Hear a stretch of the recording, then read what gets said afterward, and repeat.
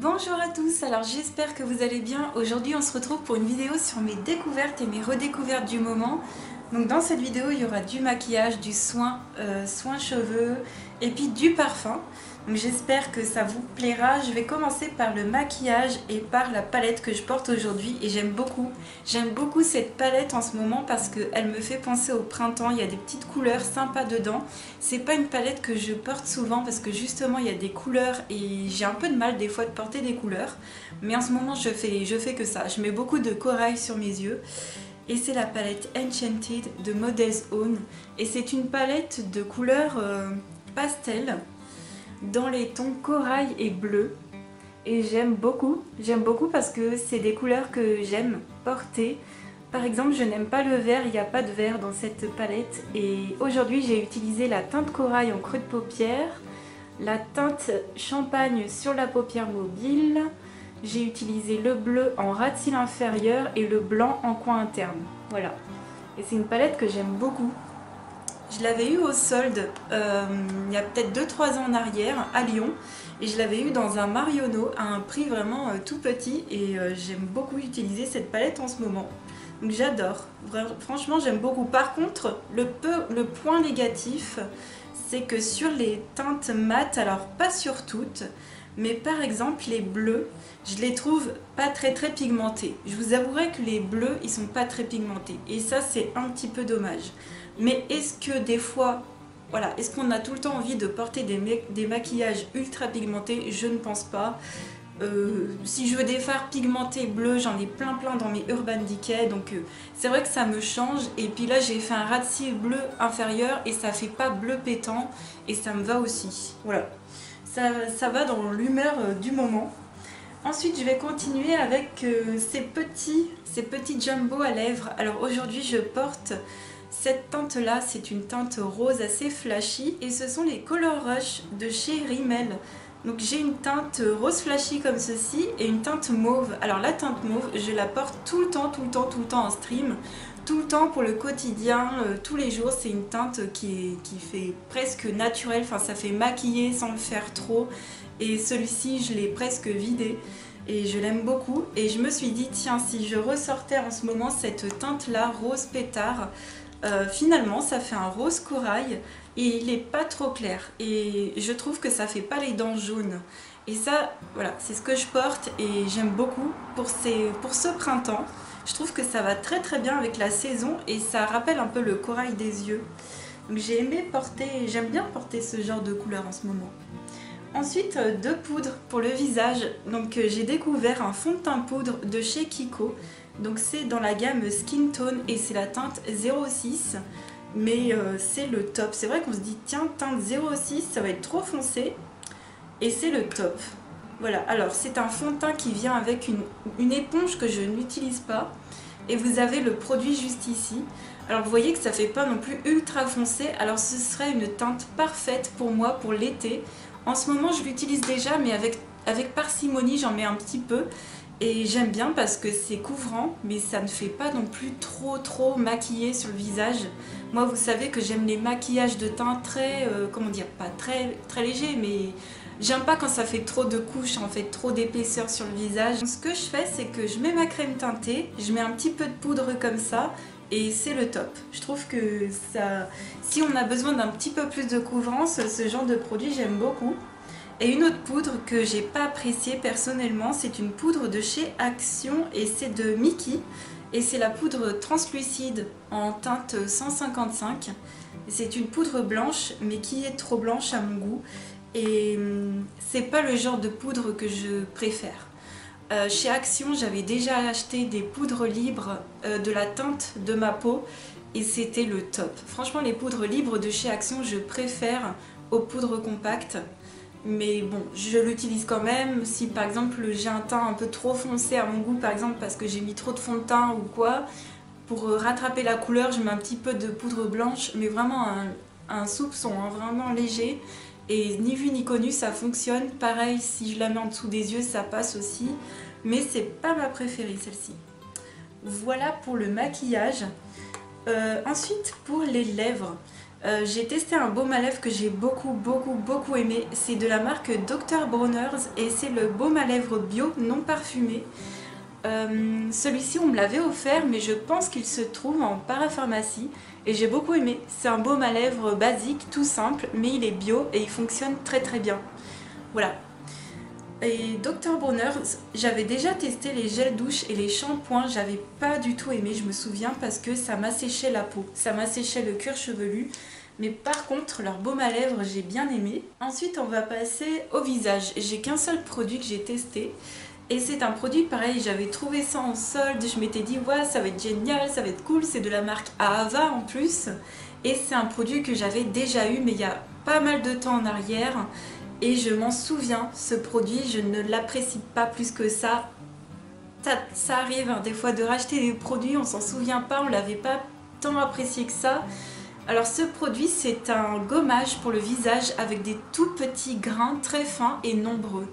Et personnellement c'est le genre de gommage pour le visage que je n'apprécie pas. Voilà, donc c'est pas, voilà, c'est ma faute. De toute façon je l'avais eu en solde à un prix très attractif, donc il n'y a pas de souci. Et puis ce que je vais faire c'est que je vais l'utiliser de temps en temps pour le visage et je l'utiliserai également de temps en temps pour le corps, tout simplement. Voilà, moi je me gomme pas forcément le corps régulièrement parce que j'utilise déjà une fleur de douche et ça fait déjà très bien son travail. Il n'y a pas besoin de s'arracher la peau pour faire des gommages. Mais de temps en temps, voilà, j'utiliserai ce produit comme ça. Donc là, ça fait un petit moment que je l'utilise. Je vois que j'en suis à peu près à là. Il va me faire pas mal de temps, hein. 100 ml. 100 ml pour le prix que je l'ai acheté en solde, ça va. Ahava, c'est une marque, il y a des produits autant que j'adore, autant des produits que j'apprécie pas du tout. Malheureusement, ce produit, il en fait un peu partie. Mais je l'utiliserai quand même avec plaisir de temps en temps. Ensuite, on va continuer chez Ahava et pour les cheveux. Alors là, par contre, c'est deux produits que j'ai beaucoup aimés. Est-ce que c'est la même gamme? Ça, c'est la gamme Dead Sea Water et ça aussi, ouais. C'est la même gamme, donc l'après-shampoing et le masque nourrissant pour les cheveux de Ahava dans la gamme Dead Sea Water. Donc c'est une gamme où j'ai déjà testé le lait pour le corps, c'est un lait que j'aime beaucoup, que ma maman elle rachète tout le temps, le lait pour le corps de cette gamme. Il est parfumé de ouf et il sent super bon. Et j'ai testé le gel douche aussi, j'ai testé la crème pour les mains, enfin tout. Et j'avais déjà eu le masque. Donc le masque, je l'aime beaucoup et je l'ai de nouveau et j'adore. Franchement, j'ai toujours pas changé d'avis. Donc ça, c'est le masque cheveux nourrissant. J'adore. Et puis donc, découverte de l'après-shampoing. Alors, au niveau de l'effet, de la texture, tout est ok. Ça marche super bien. Par contre, j'ai un problème avec le packaging. C'est un après-shampoing qui est très compact et on a du mal à le faire sortir du produit. Donc si vous avez des problèmes aux mains, ce produit vous n'allez pas l'aimer parce qu'il faut forcer comme un malade. C'est limite s'ils auraient dû le mettre en pot en fait. Et le masque, il est encore plus compact, mais comme il est dans un pot, ça fonctionne très bien. Vous voyez, c'est très compact.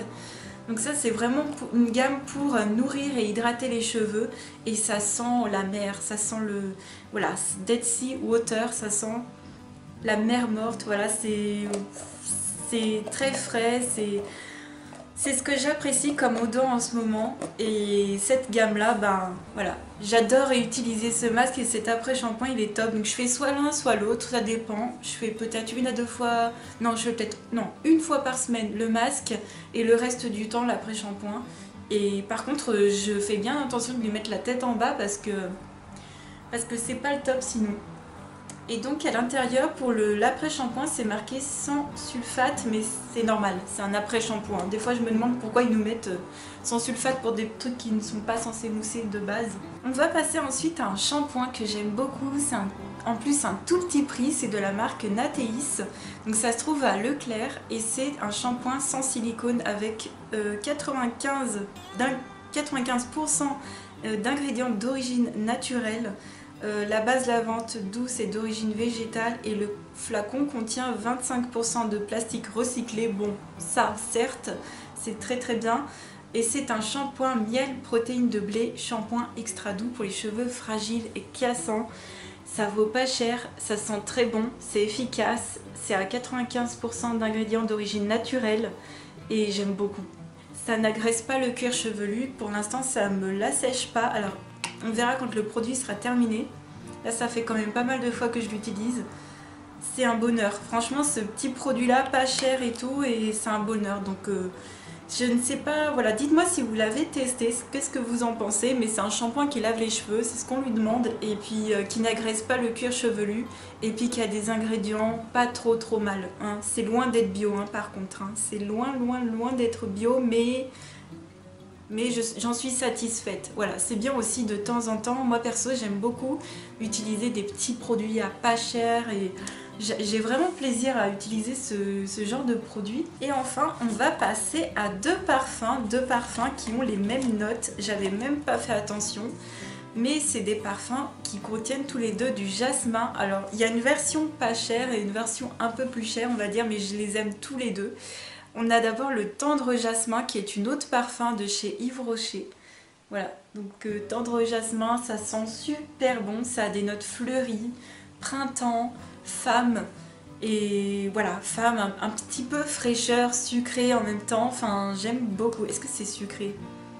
Un petit peu, ouais, un petit peu, et c'est ça que j'aime bien, c'est un peu, c'est réconfortant, donc voilà le packaging, et vous voyez que ça descend assez vite chez moi, surtout que j'essaye d'utiliser plutôt cette version qui est un peu moins chère plutôt que l'autre. En plus l'autre c'est une édition limitée, donc voilà, j'ai quand même pas mal descendu le truc et je fais attention quand même. Et moi par contre je mets toujours mon parfum, mon eau de toilette, peu importe, sur mes vêtements, à moins que ce soit une autre cologne. Vous savez que j'ai une autre cologne aussi, Eau Vitale de bien-être, que j'utilise quand j'ai besoin de fraîcheur. Je vous l'ai déjà présentée dans ma vidéo précédente, hein, des découvertes du moment.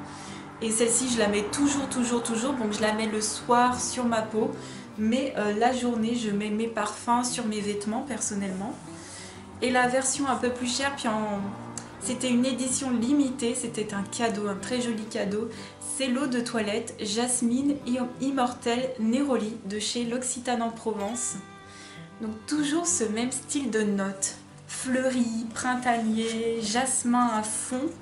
Donc on ouvre la boîte comme ça, puis on a le packaging qui est tout raplapla comme ça, c'est sympa, ça change. Je suis pas très fan de ce genre de bouteille, mais bon. Celui-ci est plus fleuri, un tout petit peu moins sucré quand même. Voilà, mais c'est le même style d'odeur et j'aime beaucoup. Donc voilà, c'était une collection avec Pierre Hermé et c'est très sympa aussi. Alors celui-ci par contre, quand j'en mets genre 2 pchites, ça suffit amplement. C'est vrai que celui-ci qui est une eau de toilette, il tient quasiment pareil que l'autre qui est une eau de parfum. Hein. Mais j'ai plaisir à porter ce genre de senteur en ce moment. Vraiment, j'aime beaucoup.